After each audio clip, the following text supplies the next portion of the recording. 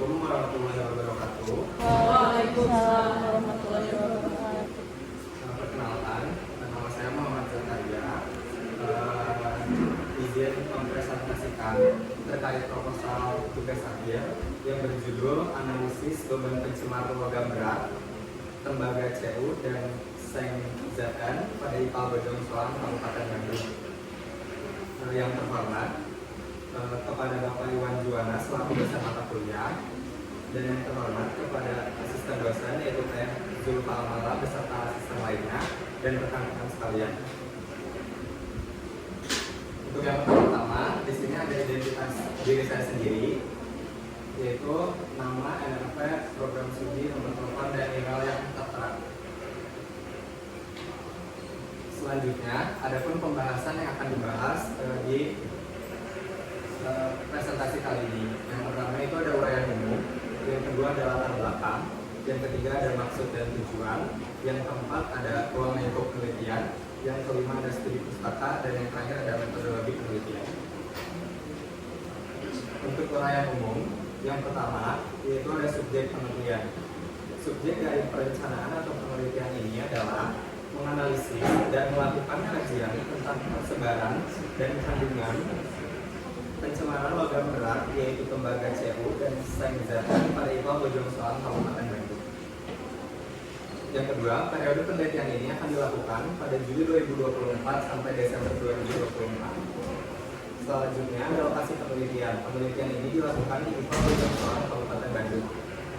Dan ada hasil yang ditargetkan. Yang pertama, mengetahui peta persebaran logam berat tembaga CU dan Seng ZN pada air limbah IPAL dilakukan berdasarkan titik lokasi sampling dengan menggunakan software pendukung yaitu ArcGIS. Yang kedua, mengetahui hasil data analisis beban pencemar logam berat tembaga CU dan Seng ZN pada limbah cair terhadap kualitas air IPAL Bojong Soang Kabupaten Bandung. Dan yang ketiga, dapat memberikan rekomendasi untuk mengisikan logam berat tembaga CU dan Seng ZN berdasarkan hasil analisis. Adapun instansi yang terlibat yaitu ada Badan Pengelolaan Lingkungan Hidup Daerah atau BPLHD Jawa Barat. Yang kedua, Perusahaan Daerah Air Minum PDAM Kota Bandung. Dan yang terakhir, Instalasi Pengelolaan Air Limbah atau IPAL Bojong Soang Kabupaten Bandung. Selanjutnya ada latar belakang. Latar belakang dari penelitian ini yaitu berdasarkan informasi yang telah diperoleh bahwa 80% industri yang telah berkembang di gas Citarum Hulu adalah industri. Air limbah Kota Bandung ini sebagian besar telah disalurkan dan diolah di IPAL Bojong Soang. Hadirnya logam berat tersebut disebabkan adanya industri-industri di das Citarum Hulu yang mengalirkan effluentnya ke sungai. Industri yang sangat berpotensi menghasilkan pencemar logam berat CU, tembaga, dan ZN Seng itu adalah industri yang menggunakan logam berat pada proses produksinya, yaitu ada di industri tekstil dan pelapisan logam. Oleh karena itu, pemantauan kadar logam berat dalam kualitas air IPAL ini sangat diperlukan. Selanjutnya ada maksud dan tujuan. Maksud dari penelitian ini mengidentifikasi persebaran dan kandungan pencemaran logam berat yaitu tembaga CU dan Seng ZN pada IPAL Bojong Soang Kabupaten Bandung. Adapun tujuannya, yang pertama, menganalisis kandungan pencemaran logam berat terutama tembaga CU dan Seng ZN pada IPAL Bojong Soang Kabupaten Bandung. Dan yang kedua, menganalisis persebaran kandungan tembaga CU dan Seng ZN pada IPAL Bojong Soang Kabupaten Bandung. Selanjutnya ada ruang lingkup dalam penelitian ini. Yang pertama, analisis sumber pencemaran air limbah IPAL Bojong Soang yang ditinjau dari sektor domestik dan industri. Yang kedua, adanya pemetaan persebaran beban pencemar dilakukan dengan menggunakan software ArcGIS. Dan yang ketiga, pengukuran logam berat tembaga CU dan Seng ZN dilakukan menggunakan teknik sampling atau menentukan titik sampling menggunakan composite sampling. Selanjutnya ada pun studi pustaka. Yang pertama itu keadaan umum IPAL Bojong Soang. Instalasi pengolahan air limbah IPAL Bojong Soang merupakan instalasi yang dibangun dengan tujuan untuk mengolah air buangan rumah tangga dari area pelayanan Bandung Timur dan Bandung Tengah Selatan, serta untuk menurunkan tingkat pencemaran sungai-sungai di Kota Bandung. IPAL Bojong Soang ini disahkan melalui surat keputusan Gubernur Kepala Daerah Tingkat 1 Jawa Barat dengan nomor 181.342/SK.11 1983 dan sesuai Perda Kota Madia Bandung nomor 2077 tahun 1988. Yang kedua, adapun pengertian umum dari pencemaran air yang dikutip dari Nur Hamidin dan Ibrahim tahun 2018, yaitu pencemaran adalah masuknya atau dimasukkannya makhluk hidup, zat energi atau komponen lain ke dalam lingkungan oleh kegiatan manusia atau proses alam sehingga kualitas lingkungan turun sampai ke tingkat tertentu yang menyebabkan lingkungan menjadi kurang atau tidak bisa berfungsi lagi sesuai dengan peruntukannya. Selanjutnya, ada pengertian dari logam berat. Logam berat itu, logam merupakan unsur kimia yang bersifat keras, kuat, dan liar. Nah, logam berat sendiri merupakan zat berbahaya yang secara alami tidak dapat terdegradasi dan bersifat racun jika melebihi ambang batas yang diizinkan. Dari Nur Hayati dan Putri 2019. Dan di sini pun ada tabel yang mengkelompokkan logam esensial dan non esensial. Logam esensial itu merupakan logam yang masih dibutuhkan, tapi jika kadar batasnya melebihi akan merugikan makhluk hidup. Sedangkan non esensial itu sendiri tidak dibutuhkan sama sekali dan masih diragukan fungsinya dalam makhluk hidup. Nah, untuk kelompoknya sendiri, esensial itu termasuk subkelompok logam ringan dengan jenis logamnya yaitu Ca, Na, K, dan Mg. Sedangkan non esensial yaitu logam berat yaitu Cr, Cu, Cr, Zn, Mn, Mn, MoPb, Cd, Li, Hg. Dan bisa kita sendiri untuk Cu dan Zn itu tergolong non esensial dan logam berat. Selanjutnya ada standar baku mutu yang digunakan. Baku mutu yang digunakan untuk kualitas air limbah domestik yaitu menggunakan peraturan Gubernur Jawa Barat nomor 69 tahun 2005 tentang pedoman penentuan status mutu air. Baku mutu ini merupakan baku mutu daerah yang penetapannya berdasarkan peraturan pemerintah nomor 82 tahun 2001 tentang pengelolaan kualitas air dan pengendalian pencemaran air. Selanjutnya ada efek logam berat.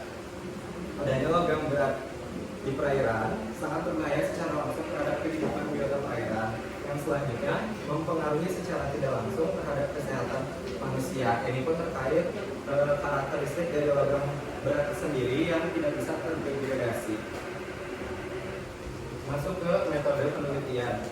Metode penelitian yang dilakukan itu tuh menggunakan composite sampling. Composite sampling sendiri itu mengambil satu titik lokasi tetapi beda waktu. Jadi nanti di penelitian ini akan ada beberapa kali sesi dalam melakukan teknik pengambilan sampelnya.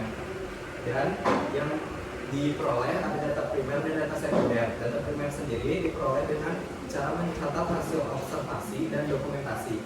Sedangkan data sekunder sendiri itu data yang diperoleh dari hasil studi literatur. Selanjutnya ada diagram alir dari penelitian. Yang pertama-tama yaitu mulai, terus studi literatur, maka selanjutnya pengumpulan data dan observasi lapangan. Dan diperoleh dua data. Untuk data primer sendiri, yang pertama yaitu data pengukuran kualitas air limbah, yaitu ada pH, BOD, COD, TSS, minyak dan lemak, amonia, Zn dan Cu. Dan yang kedua ada data kondisi existing yaitu usia dan cakupan layanan IPAL. Selanjutnya ada data sekunder. Data sekunder yang pertama yaitu ada data hasil pemantauan IPAL Jawa Barat. Yang kedua ada peta dan layout pengambilan sampel. Dan yang ketiga studi penelitian sebelumnya. Setelah datanya dikumpulkan, dicek kelengkapan datanya. Jika sudah lengkap, dilanjutkan ke pengolahan data, lalu analisis data dan kesimpulan misalkan penelitian selesai. Adapun tahapan studinya, yang pertama itu penentuan lokasi IPAL. Penentuan lokasi tersebut ini tuh berdasarkan proses screening dan pengklasifikasian data.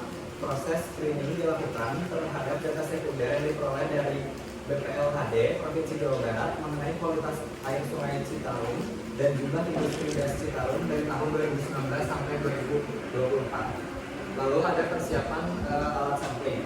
Persiapan alat sampling itu dilakukan mempersiapkan semua kebutuhan yang menjadi alat penunjang selama pengambilan sampel air limbah. Adapun alat-alat yang dipersiapkan sebelum pengambilan sampel ini berdasarkan atau mengacu pada SRI nomor 06 10 tahun 2008. Dan alat-alat yang tertera ada pH meter, termometer, alat pengukur DO, dan wadah sampel. Selanjutnya, sampling air limbah. Sampling air limbah sendiri berdasarkan SRI 6989/59 tahun 2008 dan sampling air limbah untuk keperluan evaluasi efisiensi instalasi pengolahan air limbah atau IPAL itu dilakukan dengan pengambilan contoh pada lokasi inlet dan outlet dengan memperhatikan waktu tinggal atau waktu retensi. Sampel diambil dengan menggunakan metode composite sampling. Selanjutnya ada penentuan titik sampling. Bisa dilihat di peta sebelah kanan saya, itu adalah peta sistem pelayanan air limbah di Kota Bandung yang nantinya air pengolahan itu masuk ke dalam IPAL Bojong Soang Kabupaten Bandung. Peta tersebut berguna untuk mengetahui lokasi titik persebaran logam yang ada di industri yang dialiri oleh das Citarum, das Sungai Citarum. Sedangkan diperjelas lagi di peta sebelahnya, yaitu peta lokasi IPAL Bojong Soang, di mana sudah dibuat juga titik-titik yang bakal nantinya akan diambil tempat sampling. Selanjutnya ada pengumpulan data primer. Yang pertama itu ada pH, yaitu sumber datanya pengujian laboratorium, kegunaannya untuk menentukan tingkat keasamanan kebasaan dari suatu larutan atau cairan. Yang metodenya semua di sini sama. Terus yang kedua ada BOD, sama sumber datanya pengujian laboratorium untuk menentukan jumlah oksigen terlalu yang diperlukan oleh mikroorganisme untuk mengurai bahan organik. Lalu ada COD, pengujian laboratorium, kegunaannya untuk menentukan jumlah kebutuhan senyawa kimia terhadap oksigen untuk mengurai bahan organik. Lalu ada TSS, pengujian laboratorium, kegunaannya monitoring kualitas perairan dan penilaian baku mutu pada air konsumsi. Lalu yang kelima ada minyak dan lemak, pengujian laboratorium, dan kegunaannya senyawa yang menyebabkan adanya penciuman. Selanjutnya ada amonia, pengujian laboratorium, kegunaannya senyawa amonia dapat menjadi salah satu pencemaran lingkungan. Yang ketujuh ada zatan, pengujian laboratorium, kegunaannya untuk menentukan konsentrasi zatan di IPAL. Yang kedelapan ada CO, pengujian laboratorium, kegunaannya untuk menentukan konsentrasi CO di IPAL. Lalu yang ke-9 ada usia, yaitu usia IPAL. Sumber datanya observasi dan wawancara. Kegunaan datanya untuk menentukan usia, untuk menentukan lokasi dari IPAL-nya yang akan memenuhi variabel yang telah ditetapkan. Lalu yang kedua ada cabut pelayanan. Sumber datanya observasi dan wawancara. Kegunaannya untuk memenuhi variabel yang telah ditetapkan, sama untuk menentukan lokasi IPAL. Lalu ada data sekunder. Data sekundernya yang pertama ada hasil pemantauan IPAL Jawa Barat. Sumber datanya dari BPLH Jawa Barat. Kegunaannya menentukan proses screening saat pengambilan penelitian. Yang kedua, peta dan layout pengambilan sampel. Sumber datanya dari pengurus IPAL Bojong Soang. Kegunaan datanya untuk menentukan titik lokasi pengambilan sampel. Selanjutnya masuk ke pengolahan data. Yang pertama di sini ada perhitungan untuk kegunaannya men-tracking persebaran logam. Perhitungan ini itu menggunakan asumsi kualitas air sungai. Asumsi pertama, konsentrasi sungai yang digunakan adalah konsentrasi pengamatan sungai sebelumnya. Dan asumsi yang kedua, konsentrasi sungai yang digunakan adalah konsentrasi baku mutu sungai yang baku mutu sungai. Untuk perhitungannya sendiri, yaitu konsentrasi campuran sungai dan industri sama dengan jumlah keseluruhan debit effluent industri, debit yang diizinkan, dikali konsentrasi effluent industri, yaitu 100% baku mutu effluent, ditambah debit sungai sebelum campuran, dikali konsentrasi sungai sebelum campuran, yang nantinya dibagi dengan jumlah keseluruhan debit total sungai dan effluent industri. Lalu yang kedua, ada pengolahan data yang untuk menguji efektivitas instalasi. Dengan rumus efisiensi removal sama dengan konsentrasi pencemar pada inlet dikurang konsentrasi pencemar pada outlet dibagi konsentrasi pencemar pada inlet dikali 100%. Lalu selanjutnya untuk analisis data, pada penelitian ini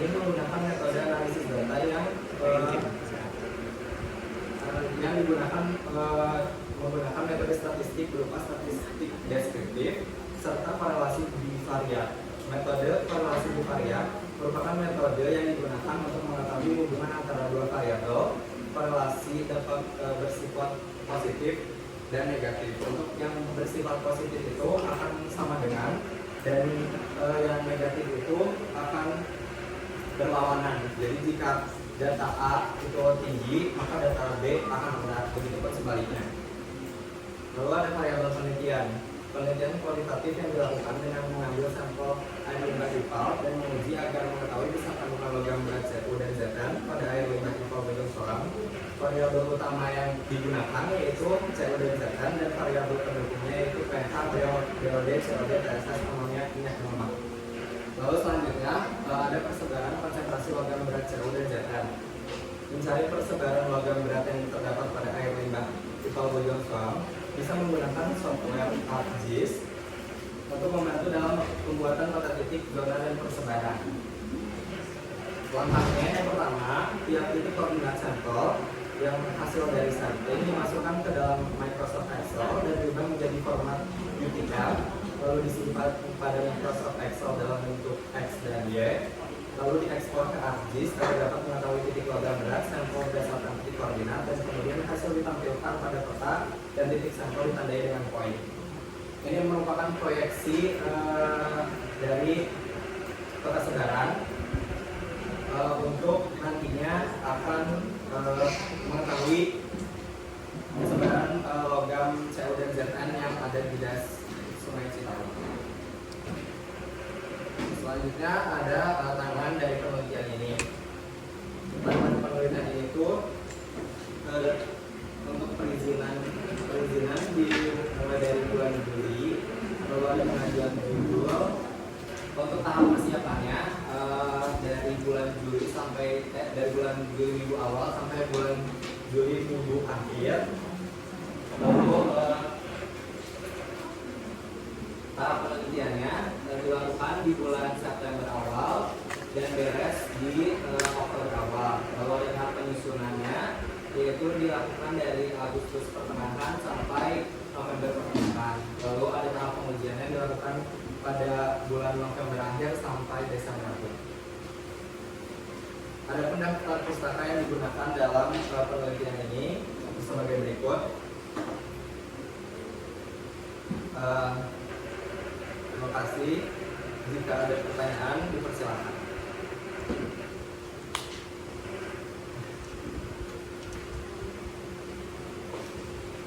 Perkenalkan, saya Aulia Rizky dari 2018 dari kelompok KD. Mau di sini bertanya untuk penggunaan metode itu, kenapa menggunakan metode composite sampling, kemudian data seperti apa yang akan dihasilkan nantinya.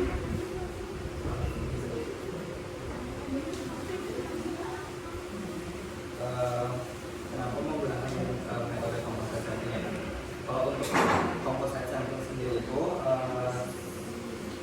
sesuai dari yang sudah dijelaskan tadi, itu kan untuk pengambilan sampelnya menggunakan titik lokasi yang sama tapi di sesi yang berbeda. Jadi ada banyak data yang bakal dihasilkan yang nantinya akan diakumulasi.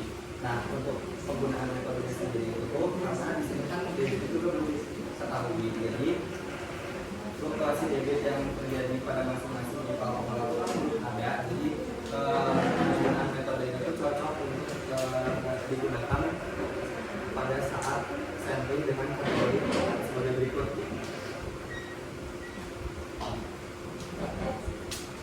Ini bertanya globalnya 2020 dari kelompok KD. Kan tadi kita pakai data primer, terus yang akan mau pakai metode apa aja?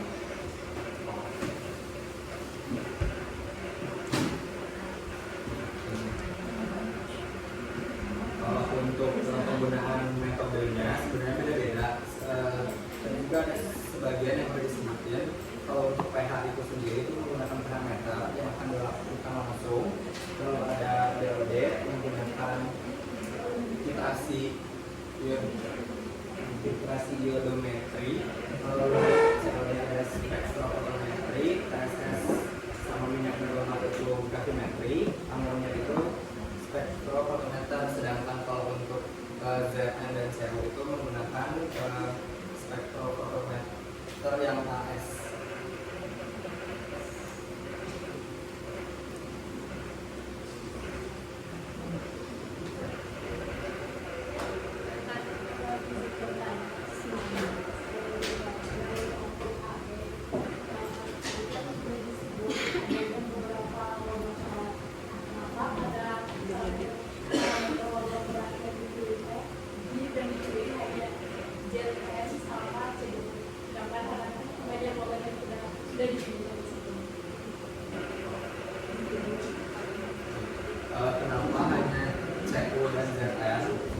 sebelumnya saya mengangkat penelitian ini itu dari permasalahan yang ditemukan di penelitian sebelumnya. Dan di penelitian sebelumnya itu dalam analisisnya didapatkan konsentrasi Zn dan Cu dalam instalasi pengolahan lumpur yang dimana konsentrasi Zn dan Cu itu sendiri itu ternyata konsentrasinya tinggi gitu. Jadi itu alasan saya kenapa mengangkat judul atau merucutkan logam beratnya hanya Cu dan Zn.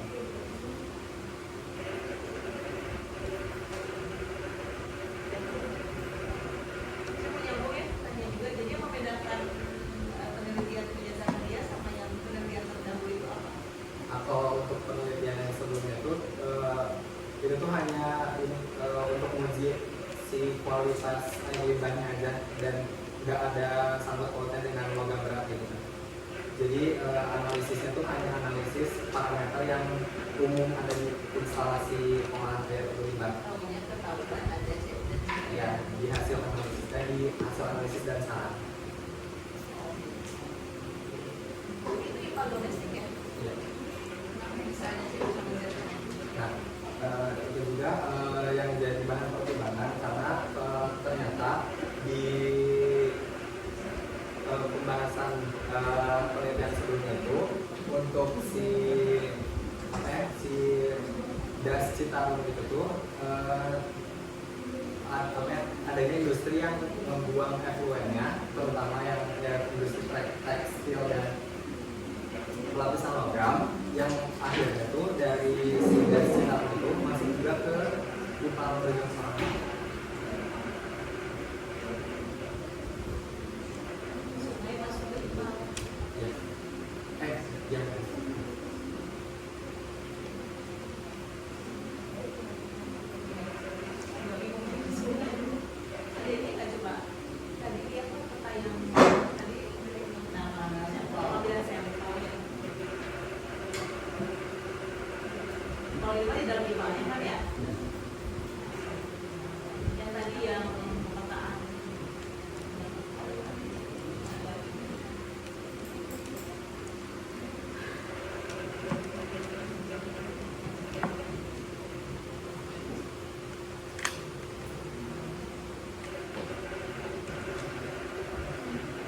limbahnya masuk ke jaringan atau limbah industrinya masuk ke sungai. Pilihannya tuh limbah industrinya masuk ke sungai atau limbah industrinya masuk ke jaringan penyaluran rental. Kalau yang dibaca mah, jadi kan industrinya masuk ke singapuran industrinya ke sungai, lalu dari sungai itu masuk ke jaringan. Dari sungai masuk ke jaringan. Sehingga masuk ke Kayaknya nanti kalau misalnya mau ngangkat ini, kamu harus overlay bener nggak masuk ke jaringan, karena kalau kayak negatif kan kita nggak tahu nih nanti mana dia yang masuk. Jadi bilangnya sungai masuk ke jaringan. Mana sungai masuk ke jaringan sebenarnya kalau kan dari jaringan masuk ke sungai ya. Ada sistem yang salah ya. Jadi itu apa ada cuma-cuma. Terus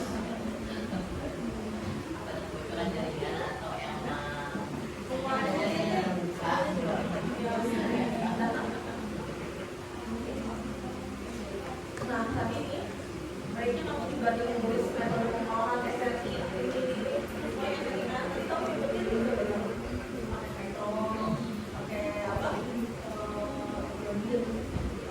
Tulis aja SRI udah kan nomor jangan nulis SRI gitu lah.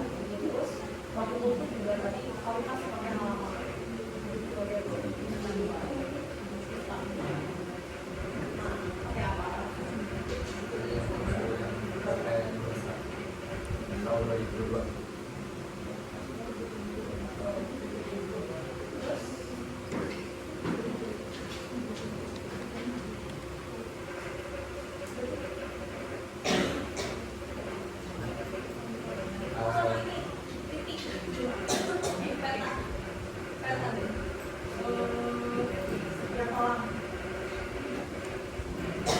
Ini ditelan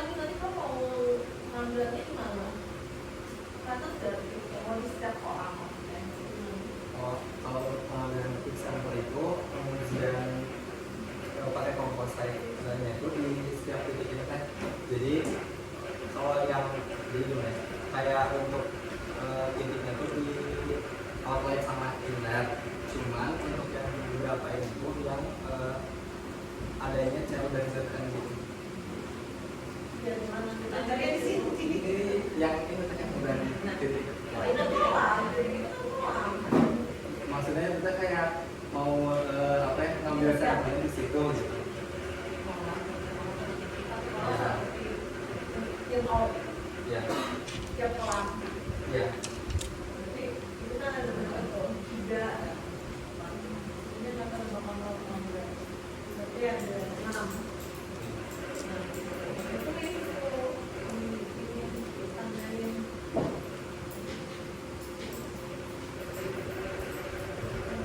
Sekian presentasi dari saya. Mohon maaf bila ada kesalahan.